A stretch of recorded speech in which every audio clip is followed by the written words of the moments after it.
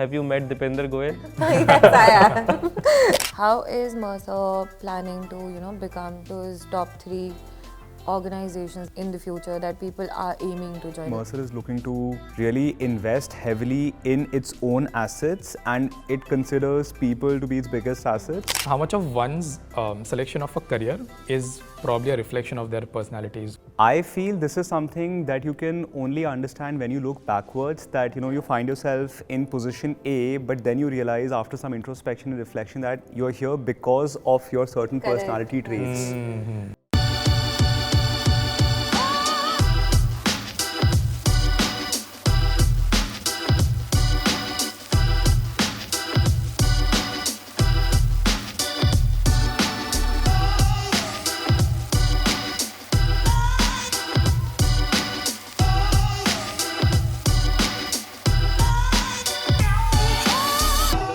Not every day you get to meet senior people in the industry, and for every aspirant, it's a dream come true if you get to interact with your mentor and probably gain insights and leverage from their experience. Today, we happen to be very fortunate. We are at SOIL.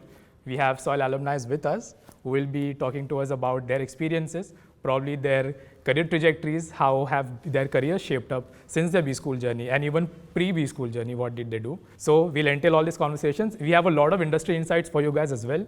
So let's not keep you guys waiting, and let's start right away with the conversation. So we'll start with you guys introducing yourself. So we'll start with you. So yes, myself Akshat, and I recently passed out from SOIL 23-24 batch. It's been a wonderful 1-year experience for me, and I joined Accenture as a senior analyst. So my role basically is a pre-sales role in IT company. I think it's a mix and match of what I learned in SOIL that I implement over there. Natively, I am from Rishikesh, and it's been a wonderful journey. Did you do any career switch post MBA, or you started off as an IT guy? It was a significant career shift for me. I was working priorly with a logistics and warehousing company, private entity majorly, and then shifting from private entity, wherein I work for a bootstrap startup, to an MNC like Accenture. So it was a transition for me. We'll come back to your journey later, but let's start with others' introduction as well. Yeah. My name is Anjane, and firstly a big thanks to our host and SOIL for having us here. So just to give you all a quick introduction, I passed out from SOIL in 2020. Ours was a special batch because we passed out just at the onset of COVID. So I think 3 to 4 months of our end journey at SOIL was online, and that time was pretty new. So ours is a pretty interesting batch that way. And I'm currently with a consulting firm called Mercer, and I'm into a strategic and an operations role. And my work experience, I think, has spanned across functions. I've done sales, I've done marketing. I've also, been on the operations side, and finally now strategy. And looking forward to this interaction, learning from my fellow batchmates, and really hoping to add value here. So did you plan your journey, or did it happen Not at all. sequentially? You went with the flow, did the best thing that you could when things were happening to you? So I think I always had a bit of a blueprint in my mind, but I don't think I was very intentional with my, with my decisions. I knew somewhere what I wanted, but I think, as you can say, I took some decisions took me. So Right. that's the way it happened. Right. So, okay, I have one personal question to you, because we visit a lot of B schools and we interact with a lot of students, and they always ask us, like, in uncertain times, what should their North Star be when it comes to career trajectory and direction? So I think my advice here would be that your initial first 1 to 2 years shouldn't so much be about exactly what you want to do, and if you're getting that, I think the first 2.5, 3 years should be solely focused on getting your hands dirty and picking up whatever work you can do and actually learning that. And at the same time, you should also have in your head that, this is what you ultimately want to do, so maybe gradually pushing yourself towards that. But the first few years shouldn't so much be about that this is what I want to do, but this is the role I have. So don't worry about that, just get your hands dirty and work. That's a beautiful takeaway for our students. Yeah. What about you? So I came from a batch called Energizers. We were called Energizers. We were the 2019 batch, and I started my SOIL journey through a friend of mine. So he was a batchmate of mine, and we were in hospitality together, and then I got to know about SOIL. So working from store operation, from an hospitality, extra-driven organization, extra-driven industry where everything is about service, to moving to an HR role which is more also about service. And it was just shifting that I was behind a counter selling stuff, and then vice versa to people telling me things. So I moved into doing HR, and got lucky to work with one of the greatest manufacturing industries of the world. Tata Steel, got my learnings, got my hand dirty, as Anjane said, that you need to just unlearn and learn everything, right? So I came with an intention that, I am not going to have that notion in my mind that this is what I want to do, and just like get everything absorbed. So that was something, and finally landed with a startup called Zomato, and working, loving it. So that's my journey has been. Right. Awesome. So let's now dive in deeper to what you guys exactly currently do. I want to draw dissimilarities between your roles pre-MBA and your roles post-MBA. So pre-MBA roles. So I was majorly into this online business development activities such as SEO, SMM, email marketing, because I was working with a bootstrap startup, so there no role is defined. So even I am a business development executive there, I need to work for multiple things. So I was into marketing, everything, and then again, when I got shifted from one role to another, I was into branding. So it is called BTL marketing, below the line marketing, wherein I was handling all the space branding things, the videography session, just like we are having here right now. All the things are under my purview. So going from there now to an IT company wherein my role is majorly looking after the solution architecture. So how a problem comes to you and how do you provide the solution of that. So that is something I think is a shift that my pre-MBA role and post-MBA role would look like. Do you think it's a good idea for students to kind of, when they are starting their career, they should get into a startup, probably explore as many areas as they could, and then eventually figure out what they like and probably that they want to do, and then later hyper specialize in any particular domain that they want to? I think that is something what a student should do, because initially when you start your career, you do not know what to do. We just like, if I give you my example, I did BBA in oil and gas marketing. So oil and gas marketing is such a new thing, but when I am right now at 2024, if I would look at my BBA oil and gas marketing, so I think that it could be a BBA marketing also. So when you start your career, you do not know what is good for you, because you do not have that much knowledge horizon. Right. So what you need to do is you need to get your hands dirty, like Anjane said. So you can work with startups, you can work for 2-3 years, get yourself dirty, go on ground, learn, and then you have a broader horizon of what you want to do. So that is something that a student should do. And then same question to you. Yeah, so I think my role pre-Soil and post-Soil, it's changed dramatically. Prior to joining Soil, I think I had a work experience of about 3 years, which was a mix of sales, and prior to that I was as an analyst. Prior to Soil, I wasn't necessarily on the decision-making front of things. I was somebody who was there in that bigger picture, but I wasn't necessarily making the decisions. Post-Soil, I think now I'm into a strategy role wherein I'm actually meeting with leaders, I am understanding exactly what the business need is, I'm putting my own proposal forward and actually driving decisions. So that's been one big shift for me. And I think Soil has helped me in that because of the fact that here we had a lot of exposure to industry, veterans, we've had to collaborate a lot. So I think all of these factors came in and have helped me make this shift from that role to this role. Right.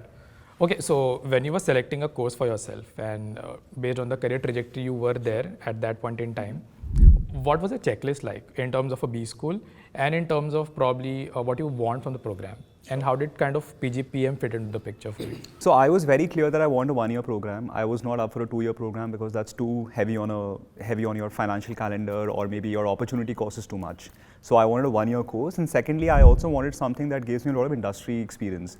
Not so much bookish knowledge only, but something that enables me to connect with people, collaborate, work on, take up live projects. So that is something that Soil was offering me, and I took it up. For me, I was completely into a hospitality sector, which is very fairly new to me. And when I jumped right into, I was working with Starbucks, when I jumped right into a store operations, I could understand how one feels when they're behind the counter, right?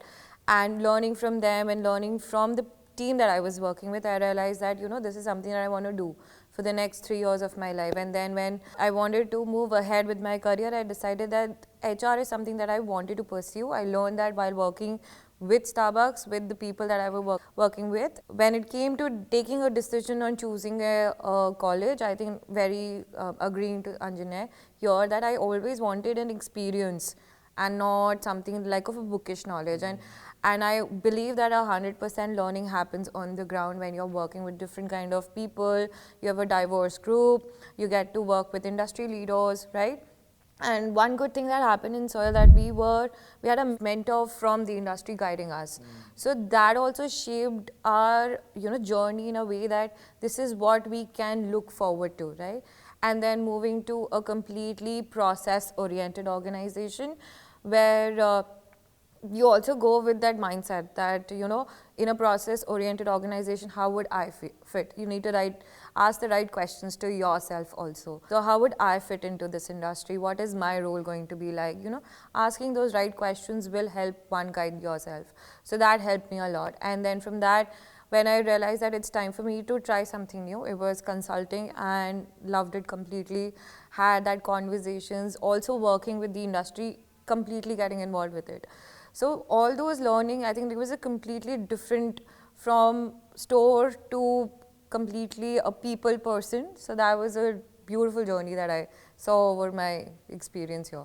So, okay, so I have one question for both of you. So, since the time you have joined your current organizations, and a lot has changed in terms of how things work operationally as well, right? So, for students probably wanting to get into the same role as you guys right now, what would your advice be to them, drawing from your experience and industry experience? To answer your question, what is it that people or students can focus on if they want to, probably work at one of these organizations that we work, is to learn to collaborate. I see a lot of people who like to work in isolation or, work in, in silos. So I think that is something that in a lot of situations deters your growth. So learn to collaborate with people and be open to ideas and be open to learning from new experiences. So that's the only advice. Everything else will come to them. Earlier it used to be that we need to hire people, like keep on hiring people, right? But now it has become smart recruiting, that what is my role going to be like and what is this person's contribution going to be like. Very specific to, so currently what I do, right, we're a very pro recruiting organization, right, but our recruiting doesn't happen over Naukri or LinkedIn. It's purely referral basis.